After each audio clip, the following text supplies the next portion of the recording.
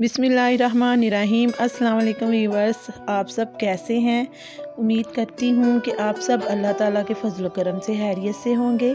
तो आज मैं आप लोगों के लिए ये चाइनीज़ रायते की रेसिपी लेके आई हूँ और मैं इस रेसिपी में आपको 3 तरह के रायते बनाना बताऊंगी, जिनका बनाना बहुत ही आसान है। तो इसके लिए जो जो सामान मुझे चाहिए, जो फर्स्ट वाला हमारा रायता है ये है मूली का रायता। तो इसके लिए मेरे पास थी थोड़ी सी सब्ज़ मिर्चें, थोड़ा सा ये सब्ज़ धनिया और ये पुदीने के पत्ते हैं मेरे पास, और ये है मेरे पास नमक हस्बे ज़ायका, और ये थोड़ी सी चीनी है जिसको हमने पीसा हुआ है, ये भी हस्बे ज़ायका, और थोड़ी सी काली मिर्च। और ये मेरे पास है दही है 1 कप, और ये मेरे पास है मूली।